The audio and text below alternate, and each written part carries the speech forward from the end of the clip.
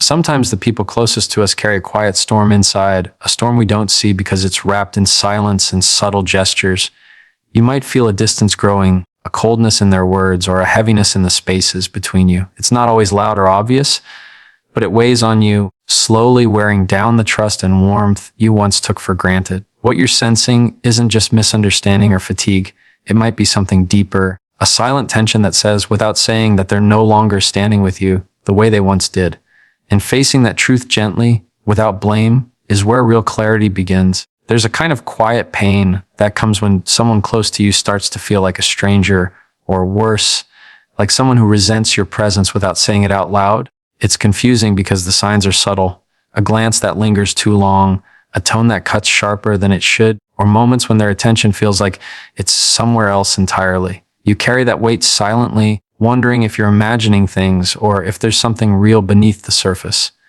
What makes this harder is the lack of clarity, the not knowing how to name what's happening without making everything worse.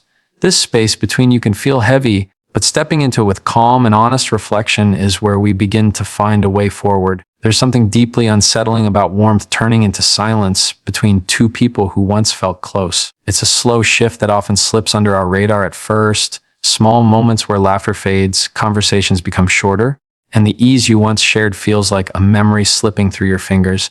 Emotional withdrawal isn't always loud or dramatic. Most of the time, it's quiet. It's a gradual closing off, a retreat behind walls that weren't there before. And when you're on the receiving end, it's confusing and painful because you want to understand what changed, but the silence itself feels like an answer you can't quite reach. This kind of withdrawal isn't just about someone needing space or a break from connection. It's often a sign that something deeper is happening inside them. It can be a response to feeling hurt, misunderstood, or overwhelmed. Sometimes it's their way of protecting themselves from more pain, even if that protection feels like rejection to you. What makes it hard is that this retreat doesn't always come with explanations or warnings. Instead, you might notice their eyes drifting away when you speak, their voice growing quieter, or their presence feeling distant even when they're physically near. That silence speaks volumes, even when no words are said. It's important to understand that emotional withdrawal isn't a punishment or a personal attack, even though it can feel that way. It's a defense mechanism, a way to manage feelings that might be too difficult to express. When someone pulls away, it often means they're struggling internally with fears or frustrations they don't know how to share. This doesn't excuse the hurt it causes, but it does invite us to hold space for their struggle without losing sight of our own experience. You deserve clarity and connection just as much as they do. Recognizing emotional withdrawal also calls for a kind of patience that feels uncomfortable, because patience in this context means sitting with the unknown and resisting the urge to fill silence with blame or frustration. It means observing without rushing to fix or force a conversation before the other person is ready. This doesn't mean you ignore the distance or pretend it's not happening. Instead, it means meeting it with quiet awareness, noticing what the silence might be protecting, and allowing space for the truth to surface in its own time. At the same time, it's okay to acknowledge your own needs in this dynamic. Emotional withdrawal can create a kind of loneliness even when you're not physically alone. You may find yourself questioning your worth or doubting your role in what's happening. These feelings are valid and real. Holding them gently rather than pushing them aside gives you a clearer perspective on what you need to feel safe and seen. Sometimes that means finding ways to communicate your experience without blame, sharing how the silence affects you, rather than accusing or demanding. This opens a door to honest dialogue, even if it feels fragile. In the end, warmth turning to silence is a signal, not the end of a relationship, but a moment calling for deeper understanding. It asks us to be present with discomfort, to hold empathy for ourselves and for the other person, and to trust that connection can shift again when we meet silence not with fear, but with calm attention. It's in these quiet spaces that we learn not only about others, but about our own capacity to stay open, even when the warmth feels far away. Trust isn't something that disappears all at once. It doesn't vanish in a dramatic moment or a single breaking point. More often, it begins to fade quietly, almost imperceptibly, like a slow leak you don't notice until the tank is nearly empty. This hidden distance between people, when trust starts to erode, can be confusing and painful because it's not always clear how or why it happened. You might find yourself second, guessing small things, wondering if what they said was true, or feeling reluctant to share parts of yourself the way you used to. That hesitation is an early sign that trust is slipping away, and it's important to recognize it before the distance grows wider. When trust fades, it creates a subtle shift in the way you relate to each other. Conversations that were once open and honest might become guarded or cautious. You might notice that you hold back certain feelings or opinions, worried they'll be misunderstood or dismissed. The emotional safety that made you feel comfortable starts to feel fragile, and with that fragility comes a kind of guardedness that neither of you may even be fully aware of. This hidden distance doesn't always look like conflict or anger. Sometimes it looks like silence or an unspoken hesitation that hangs in the air. What makes this so challenging is that trust is deeply tied to vulnerability. To trust someone is to allow yourself to be seen with all your imperfections and uncertainties, and to believe that they will hold that truth with care. When that trust begins to fade, it's often because one or both people have been hurt, whether by words, actions, or the absence of consistency. Hurt can accumulate quietly like small cracks in glass until it changes the way you see the person and the relationship itself. The loss of trust isn't just about what's been done, it's also about what hasn't been done. Promises left unkept, boundaries ignored, or moments when you felt unseen. It's important to approach this hidden distance with compassion, both for yourself and for the other person. Trust isn't always easy to rebuild because it requires honest reflection and a willingness to face uncomfortable truths. It asks us to be vulnerable again, even after that vulnerability has been met with disappointment. This process can feel slow and uncertain, and that's okay. Healing trust doesn't mean rushing to fix everything immediately. It means creating a space where both people can be honest about their experiences and fears without blame or defensiveness. At the same time, it's necessary to hold firm to your own boundaries and needs. When trust begins to fade, it's easy to lose sight of your own value or to accept behaviors that don't honor your well-being. Recognizing the hidden distance means acknowledging what feels unsafe or disrespectful and giving yourself permission to speak up about it. This is not about assigning fault, but about protecting your emotional health and inviting clearer communication. Sometimes simply naming this distance aloud can be a turning point. It breaks the silence that keeps both people isolated in their doubts and fears. Bringing the hidden distance into the light invites connection, even if that connection is fragile at first. It's a step toward understanding what has shifted and what might still be possible. Trust may not return overnight, but opening this door with patience and honesty sets the foundation for something more authentic to grow, whether that means healing or knowing when it's time to move on. In the end, when trust begins to fade, it calls on us to pay attention to ourselves, to the other person, and to the quiet signals between us. It asks for courage to face discomfort and clarity to protect our own hearts. And when we do that, we create the possibility for deeper truth and connection, no matter where the journey leads. Resentment is one of those emotions that rarely announces itself loudly. Instead, it creeps in slowly, tucked beneath everyday moments that feel small, but add up over time. It's often unspoken, not because it isn't important, but because saying it out loud feels risky, messy, or even impossible. When resentment lives quietly inside a relationship, it creates a tension that neither person fully understands, but both can feel. It's the weight of things left unsaid, the frustration of needs unmet, and the subtle disappointment that grows when expectations don't align with reality. What makes unspoken resentment so complicated is that it usually begins with something very human, feeling overlooked, misunderstood, or taken for granted. Maybe it's the repeated small favors that go unnoticed, the moments when your feelings are dismissed, or the times when you've held back your own truth to keep peace. Each of these moments alone might not seem like much, but together they build an invisible wall that slowly pushes people apart. You might not even realize you're carrying resentment until it starts to leak out in ways that surprise you, through impatience, sarcasm, or a sudden shutdown. Resentment is tricky because it asks for acknowledgement without always knowing how to ask for it. It can make you feel stuck between wanting to be heard and fearing the conflict that might come with honesty. On the other side, the person who is the target of that resentment often feels confused or unfairly judged, especially when the feelings have never been clearly expressed. This mismatch creates a kind of emotional gridlock where both people are holding on to something they can't fully name or release. It's no wonder that relationships with unspoken resentment feel strained and distant, even if everything on the surface looks normal. To navigate this quiet frustration, the first step is to recognize that resentment is not a sign of failure. It's a signal that something important needs attention, a boundary crossed, a need unmet, or a value compromised. Holding resentment in silence isn't protecting the relationship, it's quietly eroding it. But addressing it doesn't mean diving into blame or criticism. It means creating a space where feelings can be expressed honestly, but with care and respect. This kind of conversation takes courage because it opens the door to vulnerability, and vulnerability always feels risky.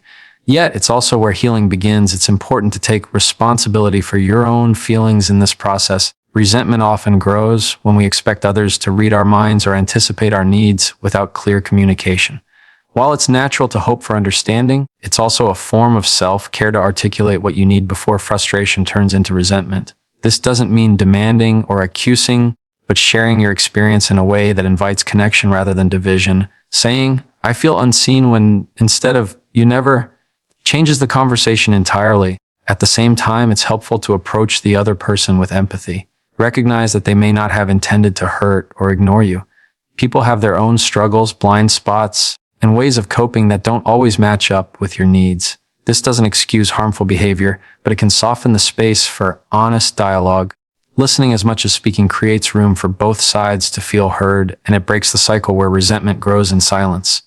Unspoken resentment is a quiet thief of connection, but it's also a signpost pointing toward growth. When we bring these frustrations into the light, we invite the possibility of deeper understanding and renewed closeness.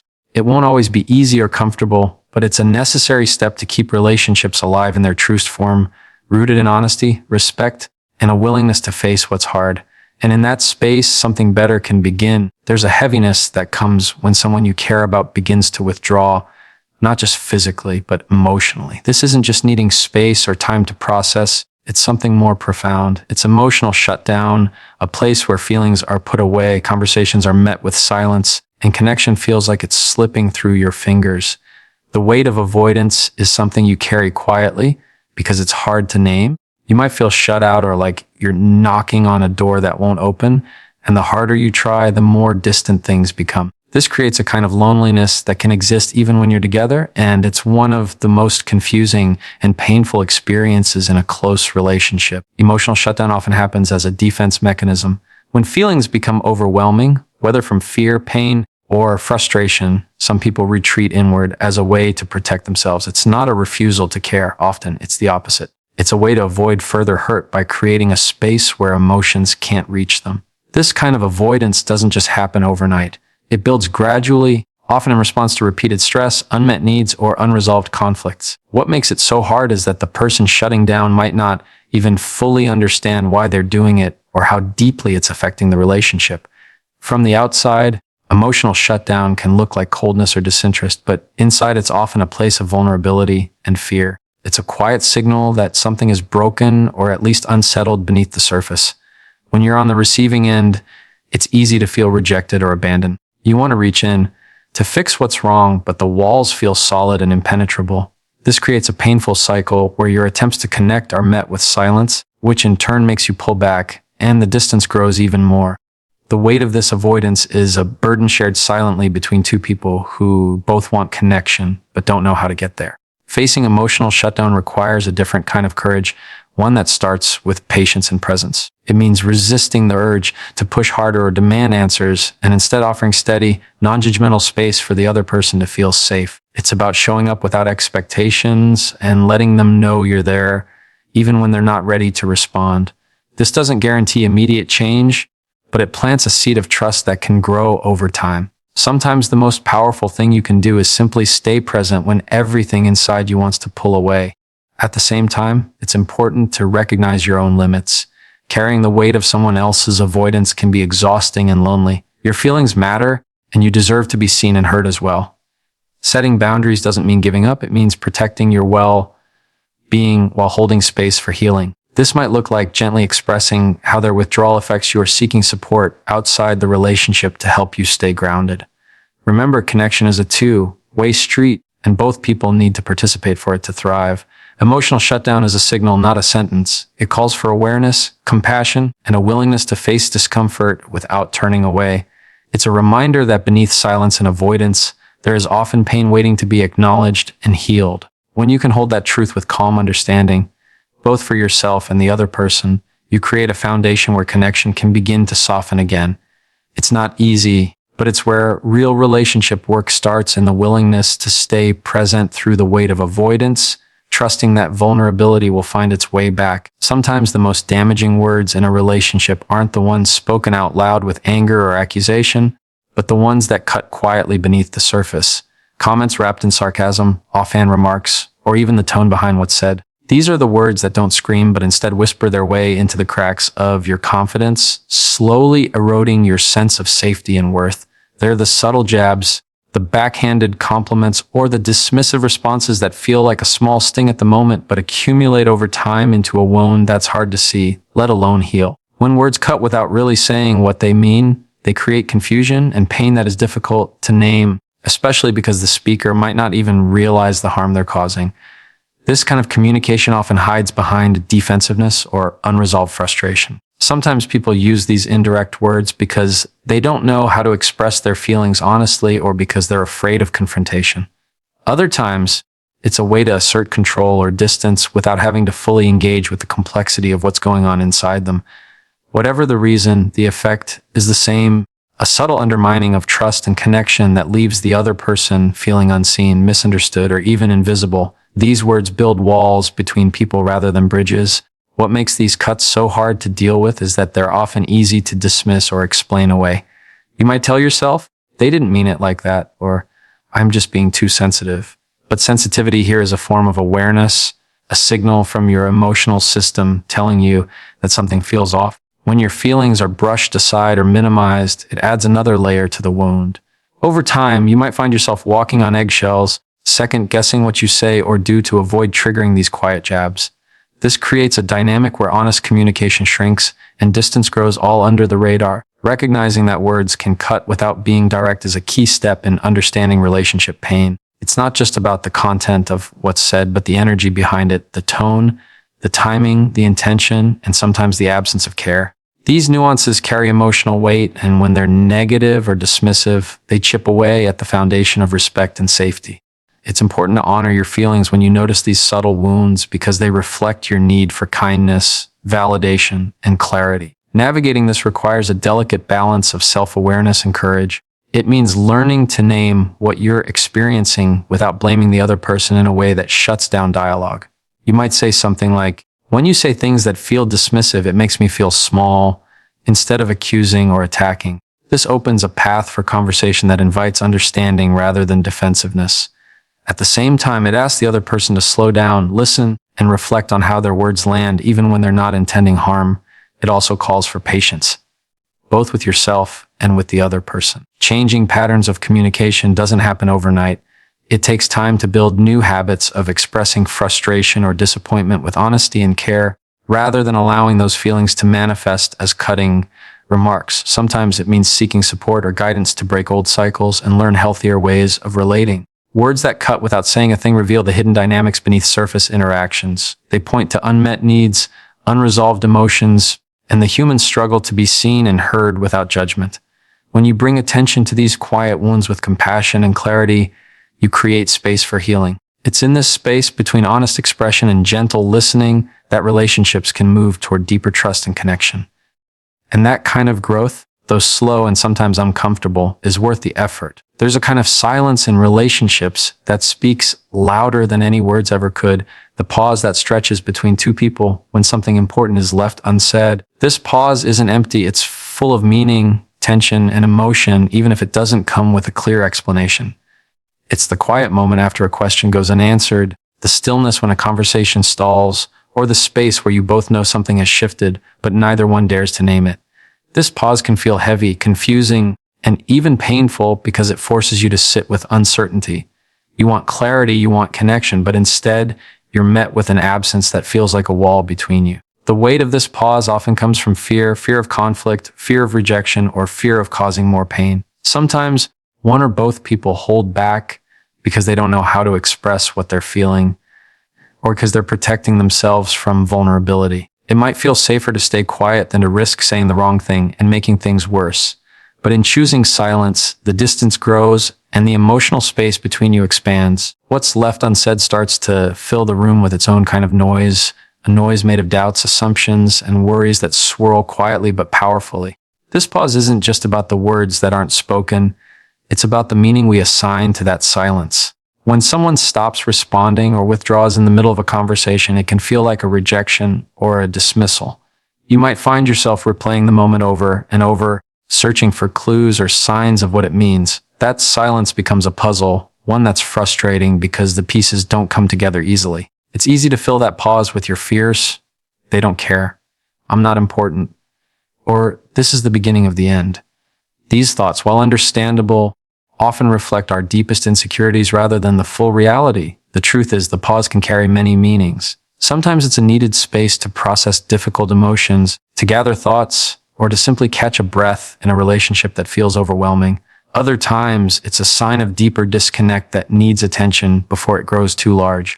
The challenge is learning how to hold that pause without letting it consume you or your connection. This requires a kind of emotional patience and self-compassion, being willing to sit with uncertainty without rushing to fill the silence or demand immediate answers. It also calls for courage to eventually break the pause with honest, gentle communication. When the time feels right, naming the silence can be a powerful step. Saying something like, "I notice there's a quiet space between us right now, and I want to understand what's going on," invites openness without blame. It acknowledges the shared discomfort and creates a doorway for vulnerability to enter. This kind of invitation requires trust that the other person will meet you with honesty and care, and the willingness to be vulnerable yourself. In the meantime, it's important to care for your own emotional well-being during these pauses. When silence lingers, it's natural to feel anxious or lonely. Finding ways to ground yourself, whether through reflection, reaching out for support, or practicing self-kindness, helps you stay connected to your own needs.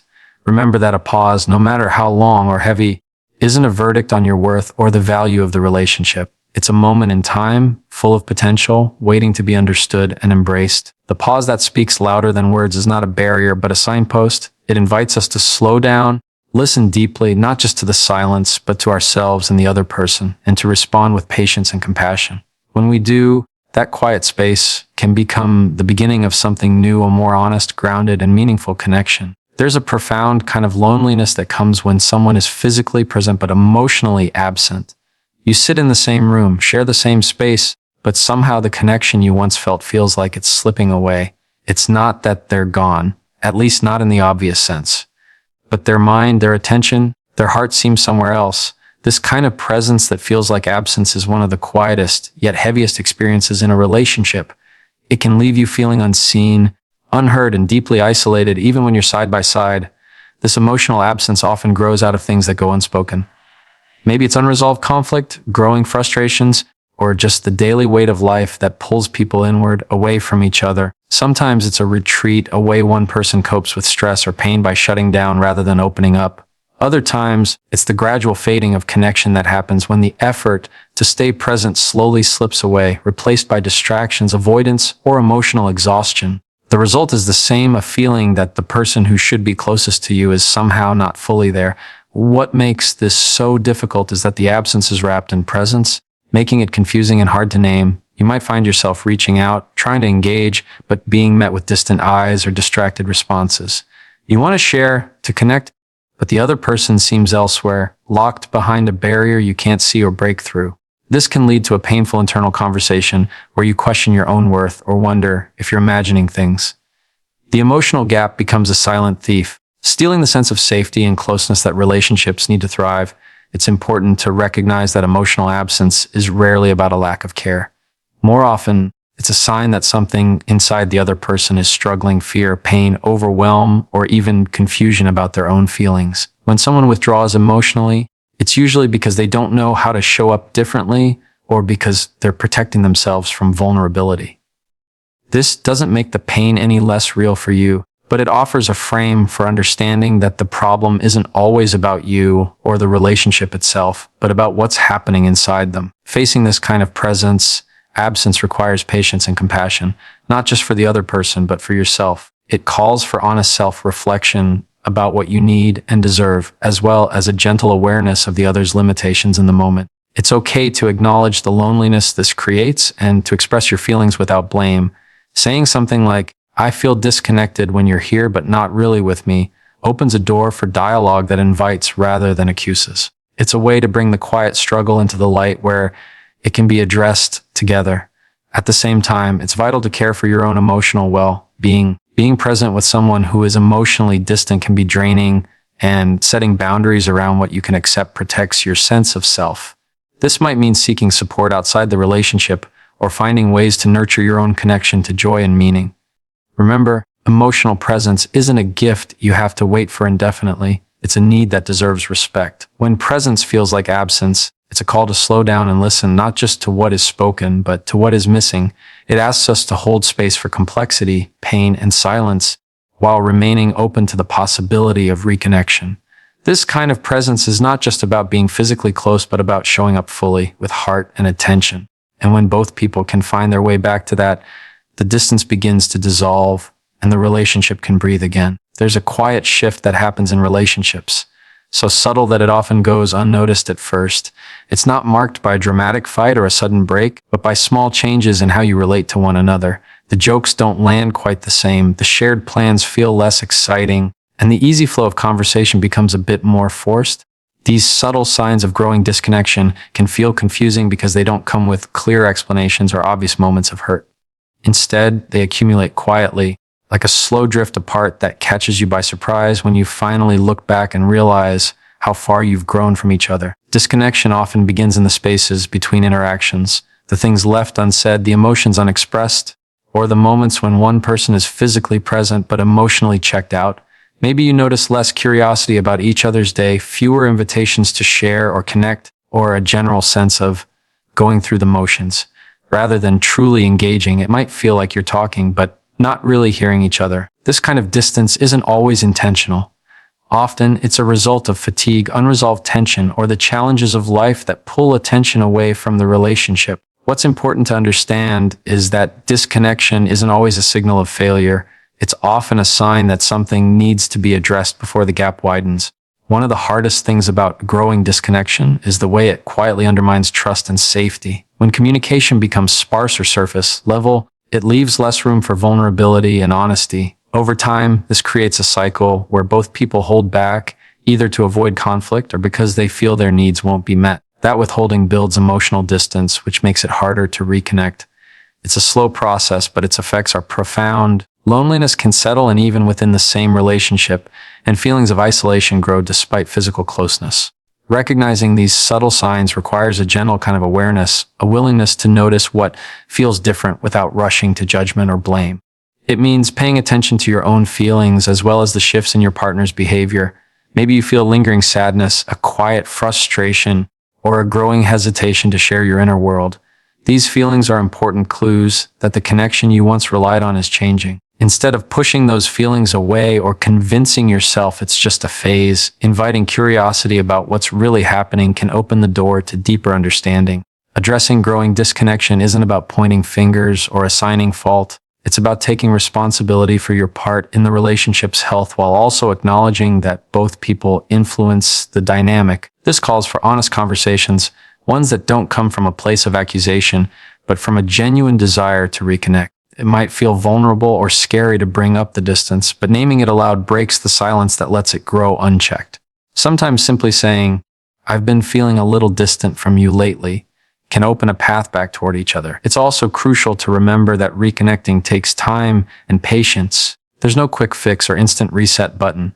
Instead, it requires small acts of presence, listening deeply, sharing honestly, and making space for each other's feelings. Reconnection grows out of consistent effort and kindness, not grand gestures or sudden revelations. And in that process, it's okay to ask for help if needed, whether through counseling, support from trusted friends, or moments of solitude to reflect and heal. The subtle signs of growing disconnection are not the end, but an invitation. They ask us to slow down, to pay attention, and to show up differently, not just for the relationship, but for ourselves and each other. When we do, we create a space where closeness can be rebuilt, where trust can deepen, and where the relationship can breathe again with more honesty and care. There's a kind of tension in relationships that's often overlooked because it hides behind smiles that don't quite reach the eyes, that feel more like masks than genuine expressions.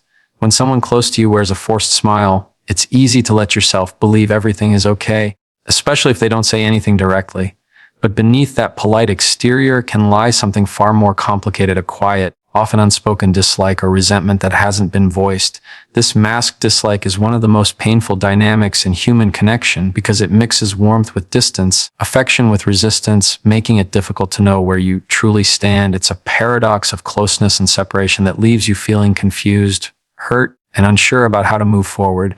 Understanding what's behind forced smiles means stepping into a place of emotional honesty, not just about the other person, but about what you might be feeling yourself. When someone you care about consistently hides their true feelings behind a smile, it creates a kind of emotional dissonance. You want to believe in the connection, in the moments of kindness, and the history you share, but there's a persistent undercurrent of something unspoken, something heavy beneath the surface. That tension often feels like a silent question hanging in the air. What are they really thinking? Why don't they show me who they are? This question can be exhausting because it leaves you caught in a cycle of hope and doubt, reading between the lines but never fully sure of the truth. People wear these masks for many reasons.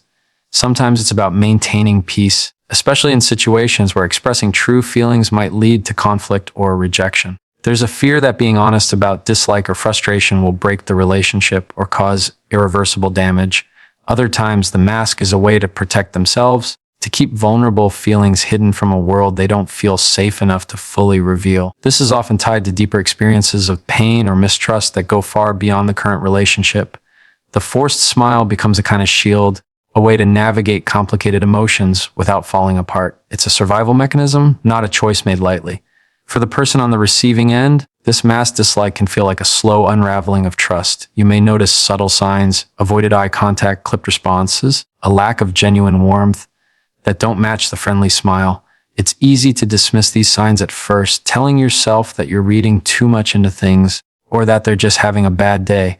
But when these moments pile up, they form a pattern that's hard to ignore. The discrepancy between the smile and the underlying feeling can make you question your own perception or even your worth.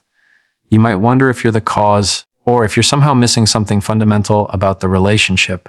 This experience reveals a deep truth about human connection, that authentic relationships require more than just surface-level kindness. They require emotional safety, the kind of safety where people can be themselves fully and honestly without fear of rejection or punishment. When that safety is missing, people retreat behind masks. They choose smiles over truth, politeness over vulnerability, and in doing so, the relationship loses the chance for real intimacy. It's important to understand that this is not a sign that the relationship is doomed, but rather a call to address what's been avoided for too long. Navigating masked dislike begins with a willingness to be present with discomfort. It means acknowledging that the smiles may be hiding pain or frustration, and that the relationship has entered a difficult territory that needs care. This requires emotional courage, the courage to ask questions, to listen deeply, and to invite honesty even when it feels risky. Sometimes that looks like gently naming what you've noticed. I sense there's something beneath the surface when we're together, and I want to understand it better. This kind of invitation isn't about accusation. It's about creating a space where both people can drop their masks safely. It also calls for patience and humility. People aren't always ready to be fully open, especially when they've learned to protect themselves through guardedness. The process of moving from masked dislike to genuine connection takes time, and it can't be rushed. It requires small steps of vulnerability, consistent demonstrations of care, and a willingness to face whatever emotions arise, whether that's anger, sadness, disappointment, or fear. It's also important to recognize your own feelings in this process and to practice self-compassion.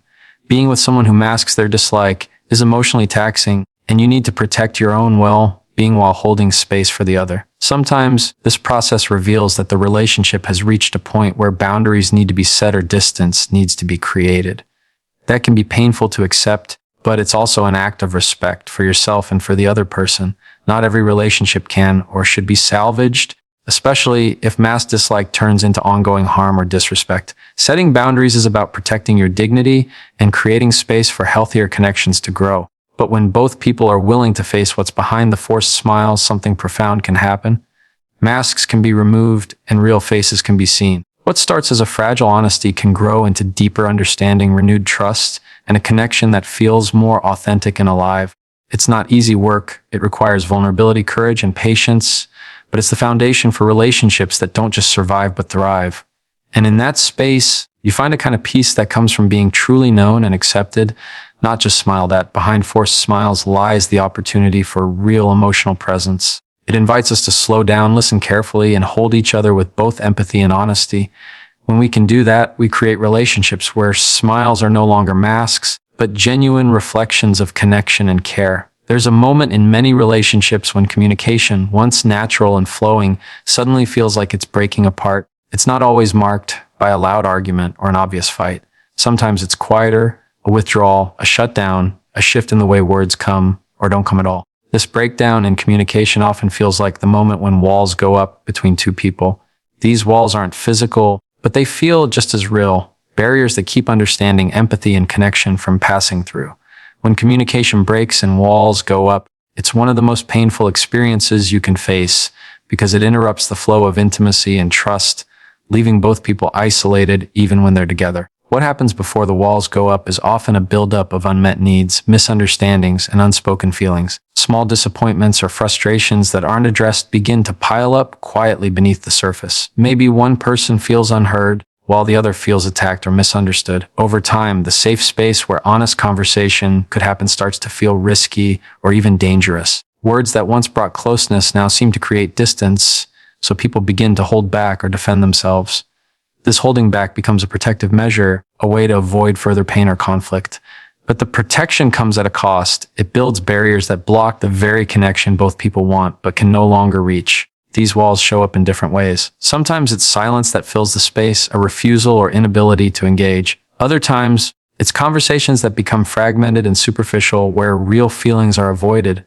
You might notice increased defensiveness, sarcasm, or withdrawal, all signs that communication isn't working as it used to. The challenge is that these walls don't always get built consciously. They often grow out of fear of rejection, fear of conflict, or fear of being vulnerable and hurt. This fear makes it hard to lower defenses or open up, even when deep down, there's a longing to reconnect. When these walls rise, both people often feel stuck and misunderstood. One might feel like they're reaching out into a void, while the other feels overwhelmed by the effort or too vulnerable to respond. This mismatch creates a painful dynamic where attempts at communication can backfire, leading to more distance rather than less. You might find yourself questioning your own role, wondering if you're the problem or if you could have done something differently to prevent the breakdown. These feelings are common, but they can also trap you in cycles of blame or silence that keep the walls intact.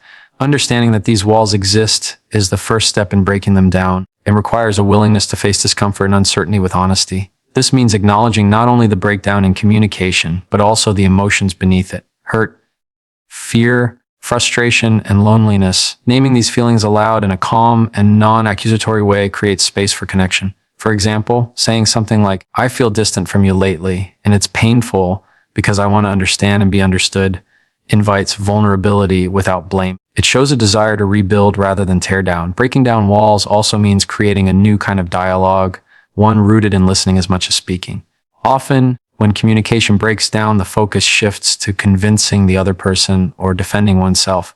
But real connection happens when each person feels heard and validated. Listening deeply doesn't mean agreeing with everything the other says. It means holding their experience as real and important, even if it's difficult to hear. This kind of listening takes patience and humility, especially when emotions run high or past hurts resurface. It's important to remember that walls don't come down overnight. The process of rebuilding communication is gradual and requires consistent effort from both people. Small moments of openness, sharing a feeling, asking a gentle question, offering reassurance become the bricks that replace the walls. It also requires forgiveness, both for the other person and for yourself, as mistakes and misunderstandings are part of the human experience. Holding on to resentment or blame only strengthens the barriers. At the same time, it's okay to recognize your own limits. Sometimes walls remain because one or both people aren't ready or able to engage differently. Protecting your emotional health by setting boundaries is an act of self-respect, not defeat. It doesn't mean giving up on connection, but acknowledges the reality of where things are in the moment. Seeking support from trusted friends, counselors, or spiritual guides can provide perspective and help you navigate this difficult terrain. When communication breaks and walls go up, it's easy to feel hopeless or resigned. But even in the midst of silence and distance, there is always potential for repair. It starts with a willingness to see the walls for what they are, both a barrier and a signpost pointing to what needs attention. Approaching the space with curiosity rather than fear allows you to ask difficult questions and listen deeply to the answers. It means being willing to be vulnerable and to invite the other person to do the same.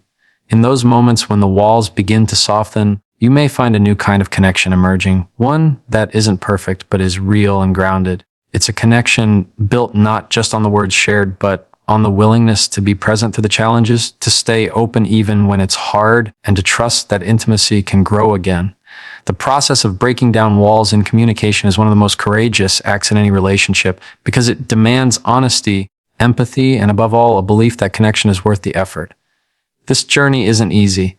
It asks you to hold discomfort without retreating, to lean into uncertainty without losing yourself. But it also reminds you that relationships are not static. They are living, evolving, and capable of transformation. When communication breaks and walls go up, it's not the end of the story. It's an invitation to begin again with more awareness, more care, and a deeper commitment to understanding each other. And in that willingness, you find a path back to connection that is stronger, more compassionate, and more genuine than before.